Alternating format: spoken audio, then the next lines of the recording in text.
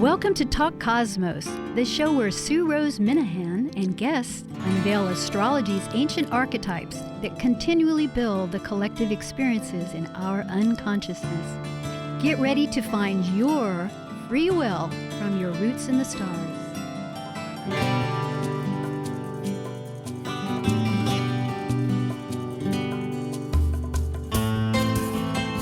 Hello, this is Sue Rose Minahan, Talk Cosmos, and tonight is April 11th, Saturday, and this show repeats on Thursday morning, that specific time, at 6 a.m., so we go from evening to morning.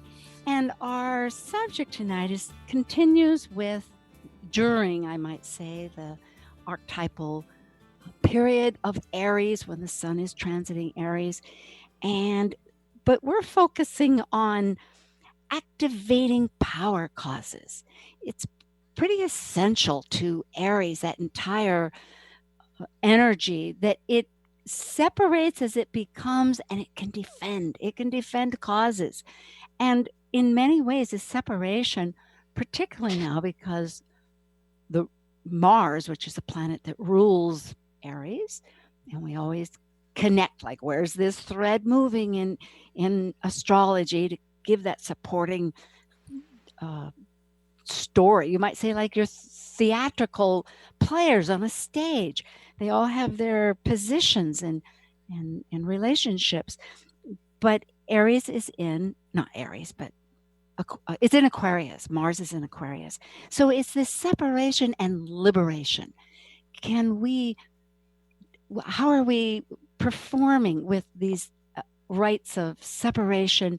Is it manifesting our liberation in some other senses?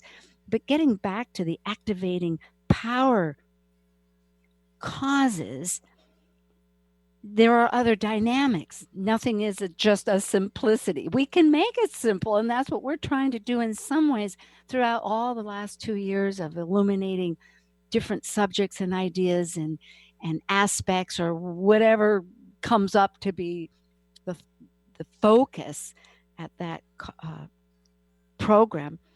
It does illuminate further these archetypal dimensions that we all share. They're very primal to our development, and it is astrology as we relate above as below, and it's compartmentalized. The universe is one universal wholeness, and yet how do we manage that? Well, we need different systems, and astrology is a beautiful system. It is one, of course, one that I particularly care for. And so, meaning that when it gets to power, there are dynamics that are very involved with this energy right now. It's complex. I mean, I will throw it out immediately. It would be Saturn and Pluto. So for non-astrologers, those are to be recognized. But we also talk in lay terms on this program, because that's essentially what we're doing. If you go to a doctor, what does that mean? The blood pressure, the triglycerides, okay, or glycerides. At any rate, we're not doing that. Tonight, I have Kathryn Andren. She's been on the show before, just on January 18th. We were talking about the cusps. And she is from Hudson Valley, New York. So we're going to be working with both sets of charts on the East Coast, the West Coast, which is very exciting. And Kathryn is an astrologer, and she has an intuitive, does tarot, and has her own, and she also holds, I'm saying many things, she also holds a degree in psychology and has a practice where she incorporates all of that along with Reiki. Is that right, Kathryn? Reiki too, yes? Yes, good evening. Okay. Hello. Yes, all right. And she is, and has a clientele that bridges from local to international. Kathryn also, I'm trying to find all this because I am at home and my printer is not working, but Kathryn is the Love Astrologer and focuses on families and children, really bringing that relationships to depth, and currently worked in quite a few administrative capacities, and right now is working part-time. And I mean, when those capacities, I mean, for astrological purposes. But at this moment, too, she's working part time with the Holistic Institute in Rhinebeck, New York.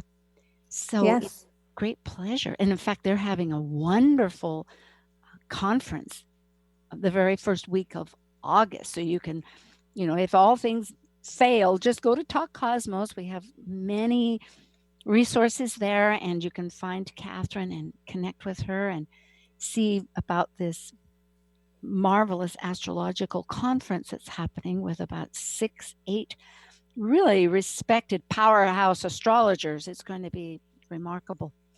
Well, hello, Kathryn. It's a real treat. I'm glad to be connecting again. Thanks for having me on the program with you tonight, Sue.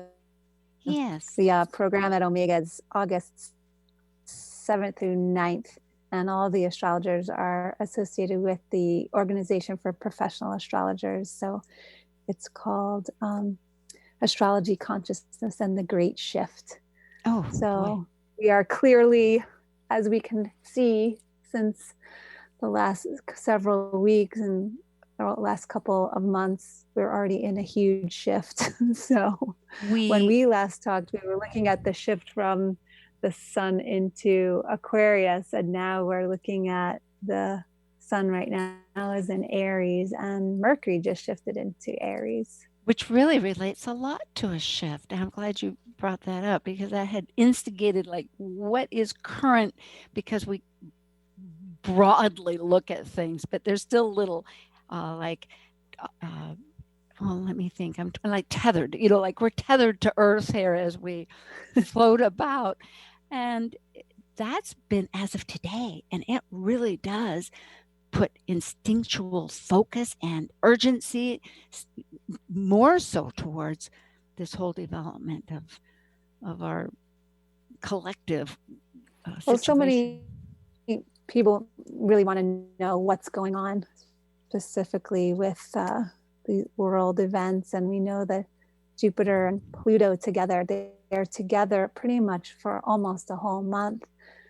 Jupiter expands everything that it touches, and we know that Pluto, I've always heard Pluto being referred to as the power point in the chart. So expansion of power in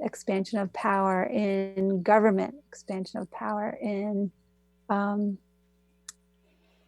the how we manage our resources and how we manage our resources wisely. So thankfully, Saturn, our buddy Saturn, just moved out of Capricorn and is in Aquarius now. So hopefully we can see a bigger picture, a broader perspective on the next step.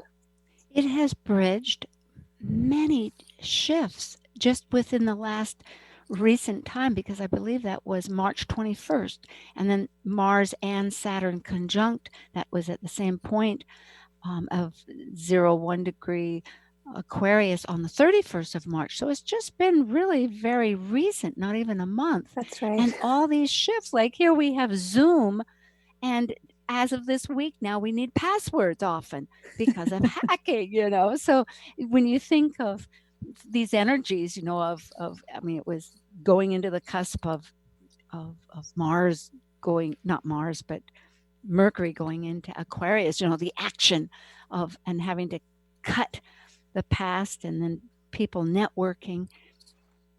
There's so many developments that, yes, and all those energies that you speak of. Looking at the two charts, one for the East Coast and one here for the Pacific, because there's 3 hours between us. And you were speaking of the conjunction, which, yes, we're really experiencing for a whole month. And besides that, Jupiter and Pluto conjunct 3 times this year. This is pretty significant. Usually it's just once. So it's, if they do, but here it's 3 times. So, but what I'm getting at is, in the two charts, in the East Coast, Mars is at the bottom of the chart, the IC on the 4th cusp, square its ruler, Uranus. And of course, That's right. Mars is, the ruler for Aries.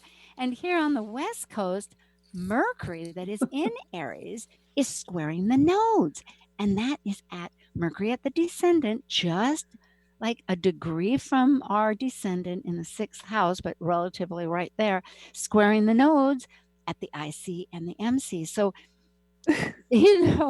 Well, here's what I think of when when I see Mars, right? So Mars is urgency. Yes. Mars is the call for action. Okay. So I don't know what you're hearing over there, way, but the dialogue I'm hearing is, I'm over it. This quarantine thing, we've been staying home, we've been behaving, we've been being good, we're doing our best. And, right now the conversations are, people are rolling their eyes and like, I'm done with it. So look, we're doing our best, but here's Mars, and Mars is the instigator. It's action oriented. It's the push, right? And so we have Mars pushing. It was up against Saturn last week. Now Mars is pushing Uranus this week. So there's the fire, there's the spark, and the electricity. Interesting, Mars in Aquarius, right? And as you mentioned, Uranus is a ruler for Aquarius. So there's all these, so many people are being creative with the technology in the recent weeks, right? Oh, you can do your Zumba class, your salsa class, your yoga class, your qigong class. There's all these people like getting very creative very quickly with the technology to help people become nurtured and grounded and supported in their bodies during resourcefully. So, yes. In Taurus, yes, that's excellent. And it is interesting because here on the West Coast, we have the South Node at the IC, and we have the Mercury, and this is just right now, but that is what the energy is, they're still going to be at that point for some time because they're slowing down until they move on May 6th into the new Gemini, Sag. So at any rate, people here in some ways are, I think, still resolved to be at home with their business. Although people are, well, the parks are closed, and of course, I can't speak for California, come to think of it, but I think there isn't quite that same cutaway as you're talking about, like, okay, we're finished with this, on to the next. But for instance, yesterday, a group of retirees, because my neighbors are a bit older, and I mean, we're all retirees in a sense, but still they're older yet. And so about 7 of them, I didn't realize that, all got together down at a pizza place outside. They wiped up all the tables. But I did think to myself, is this really the protocol? One person said her daughter was very upset at this. They could all. But and so I wonder, maybe people are really wanting to think of new methods and are just doing it. They're not making such a big deal out of it. They're just change. Yeah, I don't know.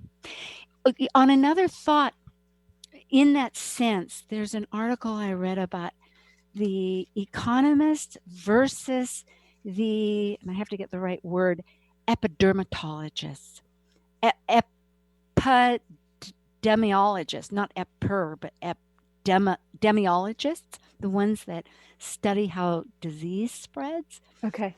And that is really saying that here these experts have 2 significantly different viewpoints, which does relate really to what you're saying with, in a sense, the same theme of Mars versus, how our Mars and our Aries and the breakaway defense and protection and all this is working. But on the one hand, the health people, the epidemiologists, are saying, hey, it's all about health control, and we need to suppress anything that rapidly spreads this disease. End of subject. And life has value. And the economists are saying stuff. Yeah. Yeah. And economists are saying, oh, wait a minute. Yeah, the value of life, but everything is negotiable as far as value and it can be measured. So, Mm, therefore, if we don't activate things, it's going to be dead anyway because nothing will be mm, moving. Whereas the health people say, well, yeah, but if everybody gets sick, nothing's moving, you know? So it's mm. this and they suggested that this theme is going to only deepen, which it seems to be because we know that the governments on different federal versus state are having different concepts of how this will progress. Although here in Washington, I think there was in the paper that it's going to go beyond May 4th in some ways, Yeah. which is Well, the gift of astrology, Sue, as we know, is that astrologers, we're kind of like time travelers. We're time temple priestesses in a way. We can use the astrology wheel to look back in time, and we can use it to look forward in time. So as you and I are sitting coast to coast and looking at our own charts for where we are right now, something that's standing out for me, and we mentioned this earlier, is if we look at where Sun in Aries is right now, that's where Mars in Aries will be later this year when it goes retrograde, and it's going to dance at in the late degrees of Aries. And Mars, our buddy Mars, the instigator, the defender, is going to be squaring off to Pluto and Jupiter, right? So it's sort of as if when we could look at a moment in time, but it can also gives us a glimpse or a whiff of what the flavors might be like later in the year. yes, the theme. And yeah, and then you were mentioning about the neighbors, like, oh, the neighbors went down around the corner to the pizza place. Right now we have Venus in Gemini, and Venus is going to stay in Gemini for several months now. It just moved into Gemini just within the week, and it's in that shadow period now. Venus is in its shadow period of the Venus retrograde cycle coming up in May into June. So that gives me a clue around, Venus and Gemini, Gemini is that little trickster, right? The gift of Gemini is that it can see things from multiple perspectives and multiple sides, but sometimes it says, oh, I know what the rules are. I want to break the rules, right? So I kind of wonder Crosses what's going to happen boundaries, here. yes. Yeah, what is Venus It's and it's Gemini going to do when Venus goes it's well, retrograde? it's between the dusk and the dawn when it's seen when it's Mm, visible, and it also is the twins, Castor and Pollux of matter and spirit. So yes, crossing the boundaries is its territory. Right. Go ahead. I yeah. like where you're drawing it, unless I you had stopped because these. Well, just, Go ahead. yeah, I was just noticing or appreciating how we can look at this moment in time as well as that's going to give us glimpses for what's coming, right? You know, Because that's there's so much uncertainty right now for so many people on so many levels. And it's like, well, what we know for sure as astrologers, that there's certain math involved. Like, oh, this week, Mars and Venus are trining each other. They're both in air signs, so they're having a nice conversation with each other, right? So the Mars and the Venus are stimulating and activating and instigating each other for action. The Mars is action, and the Venus is values. So, am I taking action on my values, or am I communicating my values in a clear way? And we're getting so much information right now, and what is valuable information, what is misinformation, we really have to discern. So in the coming months, with this Venus shadow period, with Venus going into retrograde May into June, we're really going to be called to I think, like on a collective level, have a greater sense of discernment with information that's coming through. well, it's true. I hesitate in some ways to feel, and I mean to say this carefully because, of course, one always wants to ultimately think of how the opportunities involved, right? Rather than, Naturally. I mean, there is this, and I realize that potentially we're speaking to whomever, and so there is an obligation that way. But on the other hand, it's very important to realize where one has control and where one doesn't. And this, if nothing else, I mean, we're all in a, with a paddle moving along. And yes, it's true. I think, but to determine that in a sense that things will be linear ahead, I think if and perhaps that's not, but maybe that's whether you meant it or not, but I'll add that I think it's important to really use the time for the other energies that it's asking from us, because we are spending that time alone in some sense, and if not alone, but totally separated from the activities and the lifestyle and the habits and everything, and it's asking us to become whole and centered and authentic, to come real with, yes, and like you say, there will be this time, and that's in a sense our homework assignment is, hey, we're going to have to really dig down and find out what the values are, totally separated from our pattern of whether we had a latte, but more like, is a latte really important? What about this other individual that needs help? And I'm without preaching that how a person functions, because in a, take the internet, just, and I'm remembering to keep my focus here as a conversation thing rather than preach or something, but the internet happens to was in the paper too, about 50 years, which is a chironic return. I'd be fascinated to look at something like that. But Vincent Cerf was in this particular article, and the whole idea of the internet is that it broke away from the Ma Bell business that was saying, okay, we've got one system, a fixed system, and it's is controlled by certain businesses and whatnot. To these net heads, as they called themselves, these young people at that time, that were saying, no, this is going to be totally different. It's anarchy, like I can't say that word exactly, but the point is that it's little bits that totally interconnect with each other into many systems, and without any control at all. So I think, now let's see, I got all involved with that, trying to thread it back to our this sense of control or not control, but going into the spiritual world of well, I could go on in some ways. I wrap it up and let you.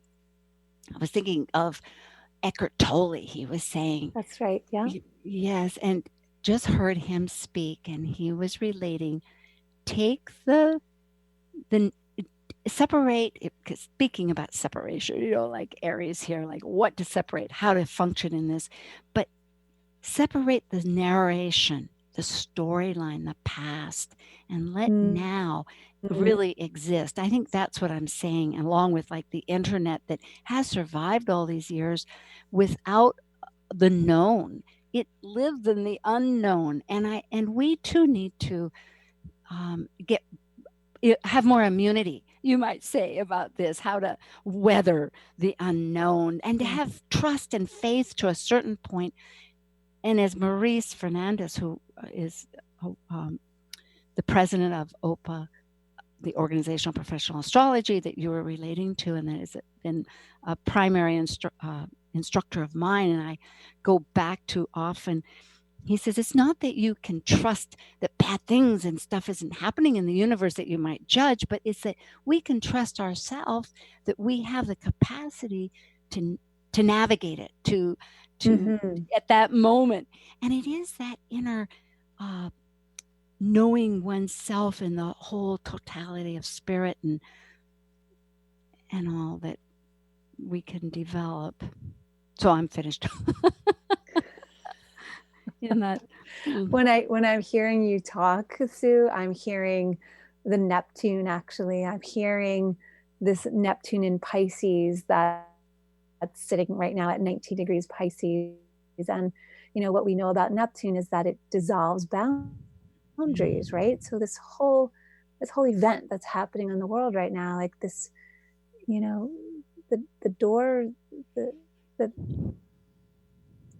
we're learning how to defend ourselves in a different way, where our immune systems, we're learning how to take care of our immune systems in a different way. There's a chaotic element. There's an element that's out of control because some things we can't see, or some things are unknown, and the boundaries are being dissolved with that, with the Neptune here. Neptune in sextile over there to the Jupiter and Pluto naturally. But as I was thinking that as, Venus is going to be touching Neptune and squaring off to Neptune several times in her coming retrograde, Neptune is also, the gift of Neptune is about that spiritual connection. So we'll have, again, I feel, opportunities in the coming months around the dissolving of the duality, right? Ooh. If Venus and Gemini is the duality, the looking at things from one side or the other, Libra. Looking at things with different perspectives, right? Libra strongly too.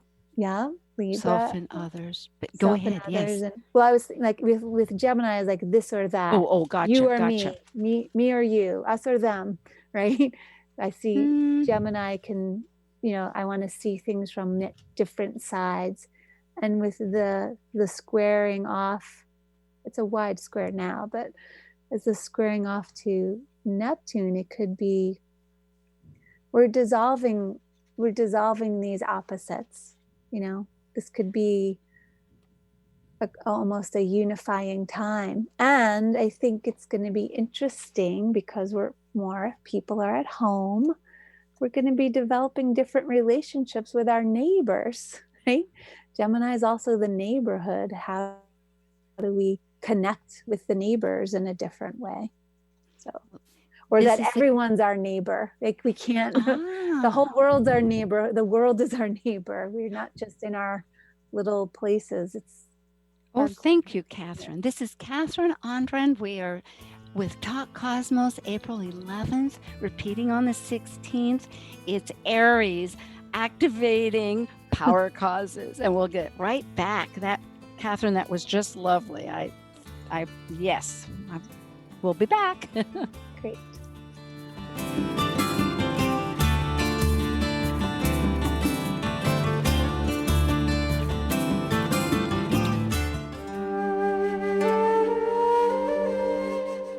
While we take a break from this week's edition of Talk Cosmos, let's take a look at this cycle's archetype.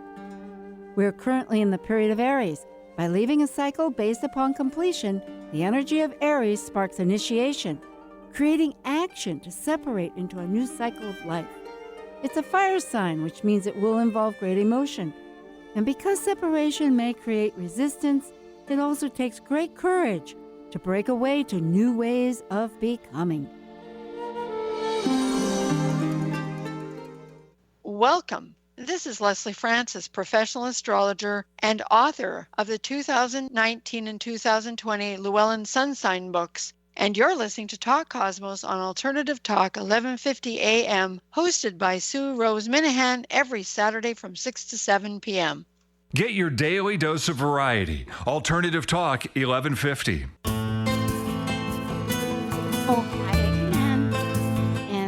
We're back again on April 11th. And Kathryn, let's see, I was noticing just as a recap, that's so true about tying it together, that the oneness possibly of hoping, there was and the other senses of how Aries can be prompted to build that sense of communication, because right now it is in Aries and it's instinctive. There was a doctor here. It was again an article. I was going through my newspaper because I'm not turning on the TV, so I look at the newspaper. Good. And it's like, oh my goodness. And he writes poetry. he's a doctor, and so every night he writes poetry, which actually I've been doing too. I meditate and then I write a poem. So, or somebody else. Oh, I know, Anne Orderly. I was listening to her, another Yes. wonderful astrologer, and she'll be at your conference this summer.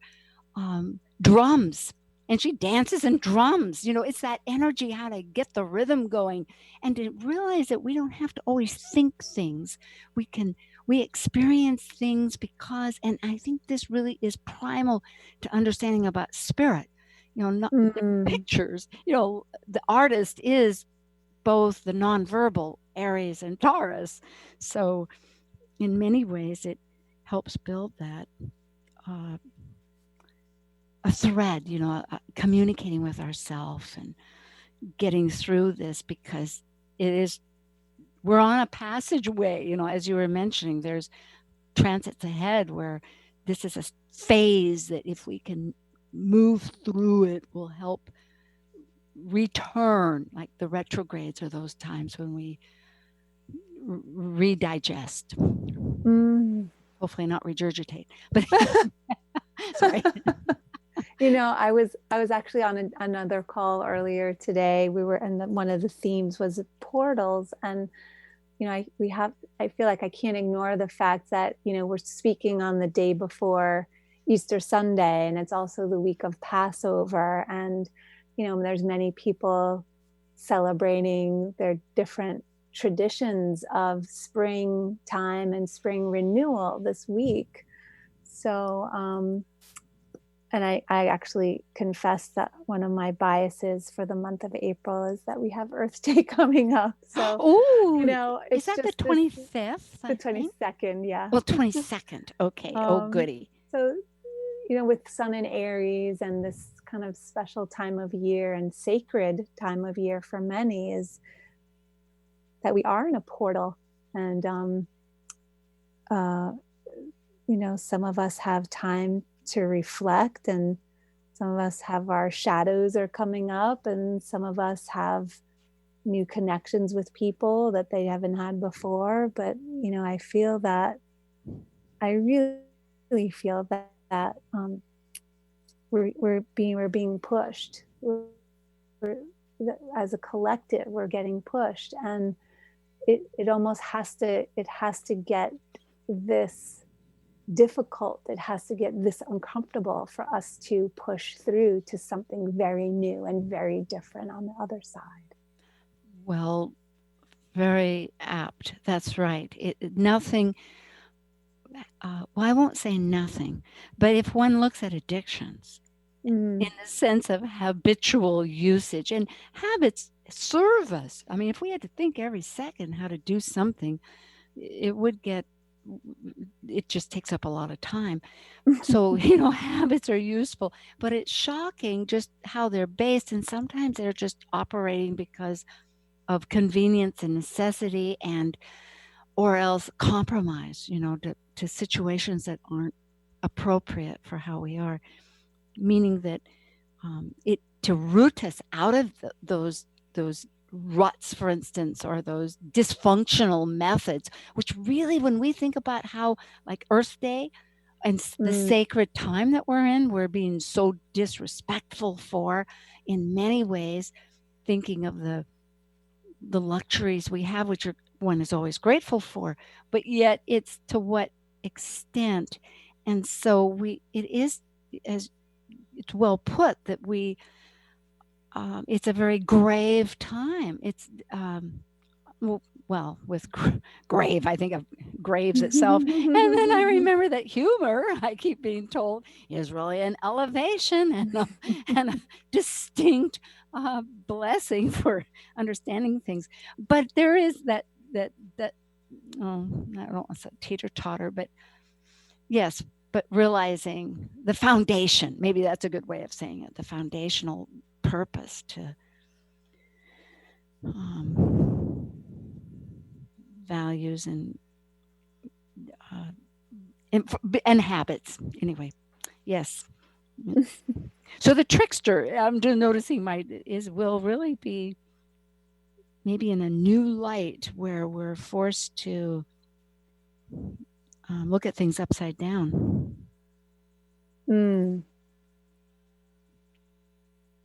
I just did that, I just sat I did a meditation and then I went to the sofa. Did you ever do that as a kid? Sit on a chair and put your head upside down, look at the wall? Yeah. Right. It's really, after a while, you begin to realize that it's the cupboards are upside down, everything. It's quite a different view. But it's all about perspective. So, well, about causes, this is a little more serious, but there are these real different dimensions of what we're defending, such as I was mentioning about the health workers with the economy, which are both valid in their own right. So how to juggle this is a real issue. But the other is in the health world also. All of this focus really gets between those departments because that's where the crisis is. And then, of course, it is affecting our economy.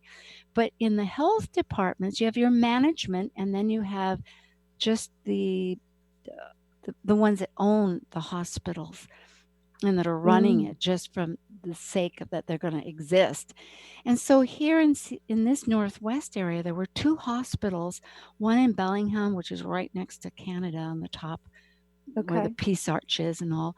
And they fired an ER doctor because he started spouting off about the ER practices were not being, because he's concerned. He was being in a protective manner, defending, as a cause, and it was a very Aryan thing to defend, that he was concerned about the welfare of the people coming in and the people working.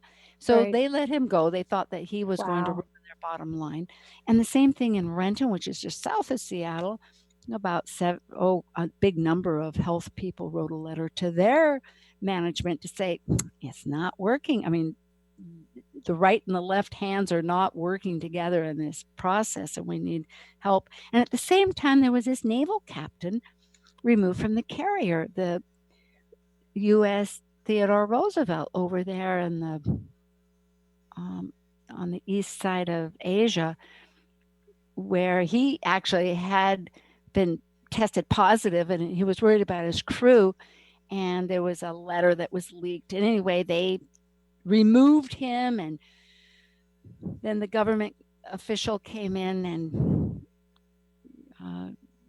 criticized him. And of course, he had thousands of people. I mean, his sailors or naval people booed that person. He was very loved, meaning that it is where, again, if you look at the nodes, as we're just finishing up the Cancer North Node, which is our processing, it's ruled by the moon.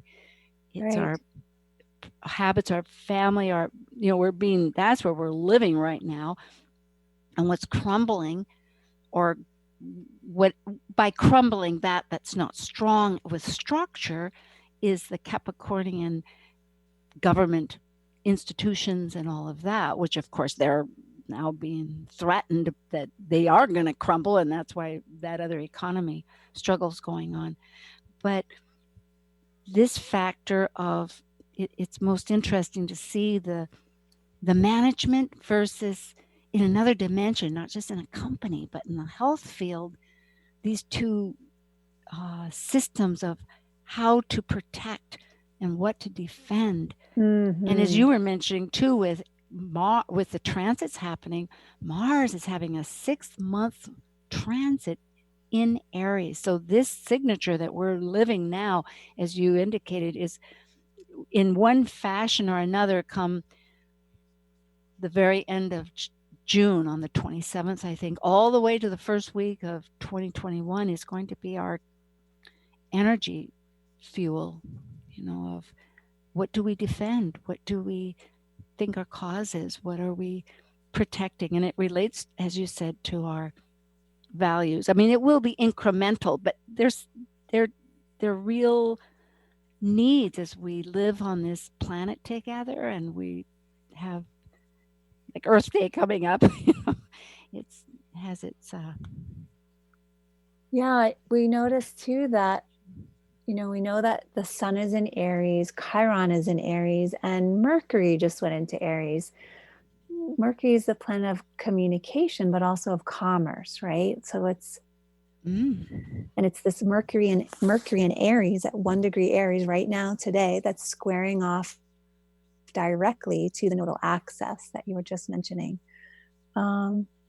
So Mercury approaching or Mercury applying toward Chiron, that's, what is the communication around healing? What will we defend for commerce? What will we defend? What will we speak out about in relationship to health and wellness? It's a quick transit. Mercury squaring the nodes, but it's happening now as we speak. And again, that pattern of Mercury moving through Aries, the sun is moving through Aries. It's calling to us about what is worth fighting for. What will we speak up about? What are we impassioned about? Mercury in Aries is going to speak before it thinks. You think afterward. So it's really kind of connecting to the instinctual fire. Yes, they're communication. They are good things to consider as we go along, realizing that what might just seem as news has this depth.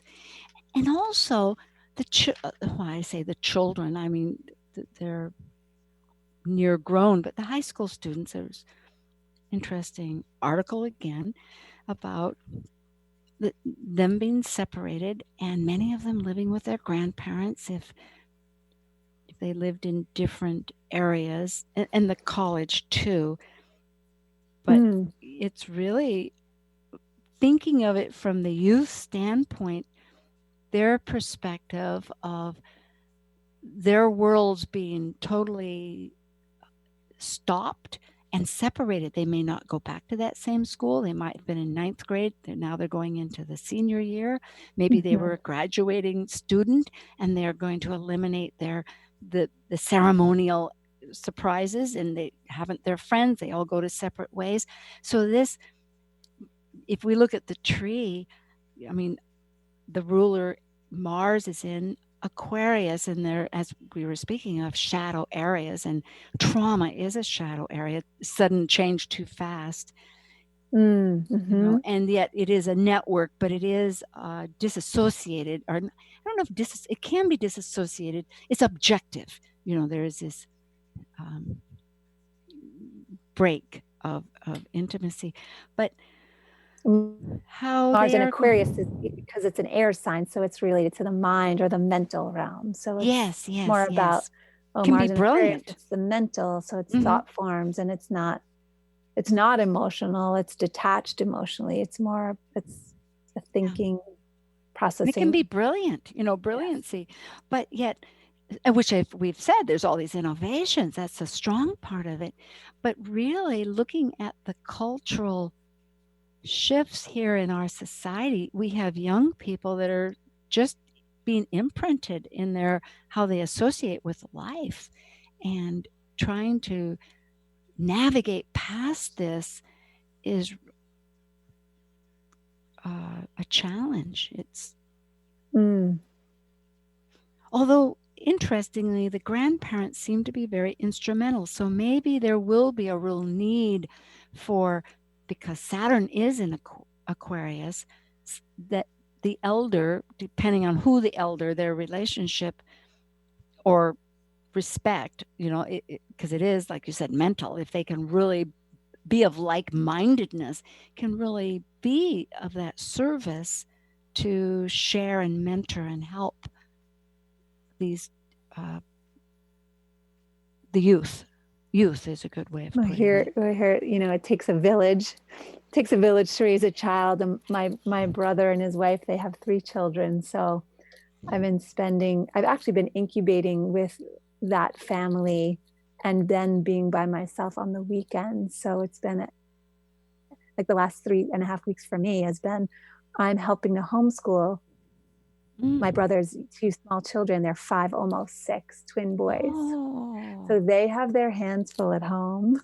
Oh, Gemini, as you speak, my goodness, isn't that? They have their hands full. I get to be auntie and do homeschool teaching, but it's very interesting because you're talking about power dynamics and the children. It's, you know, the rules are different. The schedule's different. Who's the boss, right? They're used to their rhythm, they're used to routine. They have, I mean, I can't,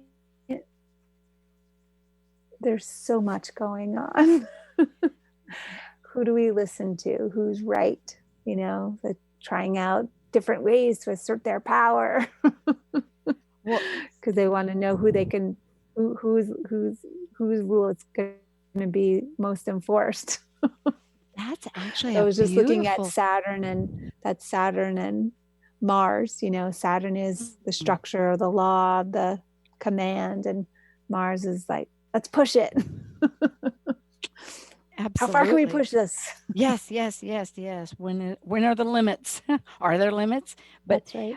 For yourself too, being in that practice of family and home, what a perfect laboratory. I mean, it's really of a dimension, and particularly too with, that's a delight. I mean, it's a most amazing age, 5 and 6.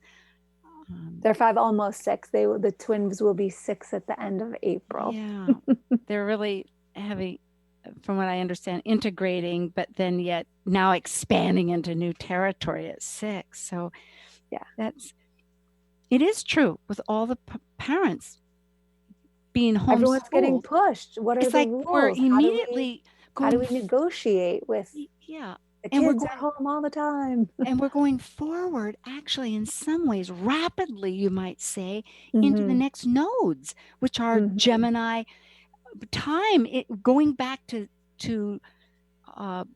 Neptune, of no time, of timelessness, you know, because, and then if you look at the solstice coming up, the summer solstice, which happens to be an eclipse, and 0 degrees, 1 degrees, that's the moment right now, and not just now, but all the way up until, has been with our nodal system, the lunar nodes, all the way to May 6th.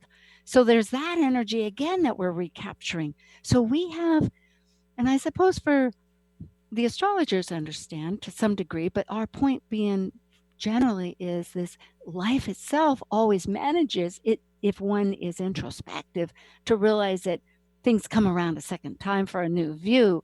But in this year, it seems to be really prominent to get through, I think, this demand, as we were just saying earlier, about refocusing our values and refocusing what we want to defend and what it's all about. What are we about? What, you know, even our Chiron in the United States, eventually in a couple of years, will be coming to its return because it's 2021 Chiron. We just spoke about that with the cosmic collaboration a couple of weeks ago. Oh, great. And so, you know, that's where what is my existence? Is it worth, I mean, can I have an existence? You know, it's really questioning how to use oneself to purpose. And so on a huge collective platform, the United States is navigating that too through, many ways, personal and as a nation. What can we laugh about now? Another eclipse. Get another eclipse opportunity coming right up. Yeah, the jumping around of the time frequency. So it's a dynamic. It's most interesting, the experience right now. On some level, you know. Oh boy. So go ahead. I think you know, when I'm doing session work and when I'm in readings, I feel like something really valuable to come home to or to take away from, you know, after the talking is, what can I do? What can I put into action? Right? So if we look at our charts again for today, what can we put into action? okay, we know there's Pluto and Jupiter, and Pluto and Jupiter is in play for over a month. It's like, okay, what is the right use of power? How am I using my power wisely? And then we have Saturn and Mars in Aquarius now. They're separating, but still they're in the same sign and still within 10 degrees of each other. So, noticing and acknowledging, what are my impulses and what is the right thing to do? Okay, so Saturn's going to be, steady the course. Mars is going to be, let's do something different. Let's take action. So noticing and appreciating our own mental thought forms about when we need to step back and curb those rash instincts and do the right thing. That's Saturn stuff. This is true. And I think taking a page out of the youth, because they're coping with this on a really primal level, because they're not in a capacity to make changes in the world. But for instance, trying new hobbies is one. Mm-hmm. Everything from learning a language to drawing to painting to playing music. These non-verbal poetry, like the Doctor. I think all of that's important. And also thinking about, on a spiritual basis, recognizing that it is wanting our attention, with all this energy for a long time. Just Uranus and Taurus is focusing on it. This woman was speaking that I listened to about a relationship of hers, that the gist of it was that the message was that where we live, she was speaking to prisoners. She had been in prison. And she had left, and she was successful, but she had a horrible drug addiction and had managed finally to free herself. And she said, but who we are is where we live. Our home is our heart. She would go to her heart. That is where our home is. And to nourish that heart and to cultivate one's mind, because that is who we really are. It's not whether all the other parts of where we're at and what we do changes, whether we're in a prison or whether we're at a job or whether we're at home. But that nurturing our heart as our home and cultivating that mind of who we are, we can carry with us. And so I'm really glad you connected that idea. And we have a few minutes. Next week at this hour, I always mention who the next week's guest will be, and it'll be Kathryn Wenderland from Seattle. She was working at East West Bookshop, which has recently closed and is now going to be online. But she is an astrologer for 30 some years, and we'll be talking about culminating Aries, and it will be directly about that Jupiter-Pluto conjunction. And for any of you, just subscribe, please. Go to Talk Cosmos and you'll get all this info as to who the speaker is and the topic. And you can see the resources there. And if you want to get in touch with Kat, they both have K's. Kathryn right, Andren of Hudson Valley, New York, the Love Astrologer of families and children, and this wonderful event at the Omega Holistic Institute at Rhinebeck, New York, coming up in the first part, 9th, 10th, I think, of August, with 8 wonderful OPA, Organization for Professional Astrologers. Just go to Talk Cosmos because it's all there.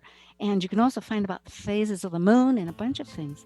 So tonight this is the 11th. We're talking about activating, oh my goodness, I've talked too long. My clock is not right. I'll have to correct it. But anyway, we're talking. Thank you, Kathryn. Yes. It's A wonderful evening. Bless you.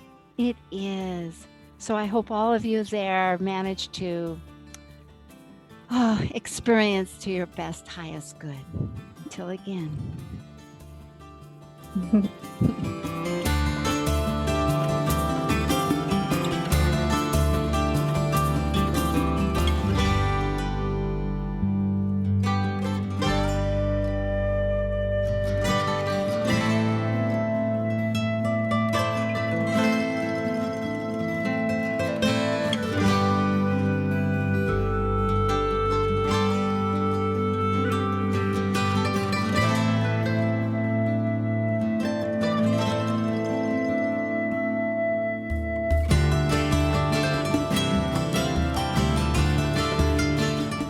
Thank you for listening to Talk Cosmos, the show where Sue Rose Minahan and guests unveil astrology's ancient archetypes that continually build the collective experiences in our unconsciousness. Be sure to tune in next Saturday at 6 p.m. to continue finding your roots in the stars.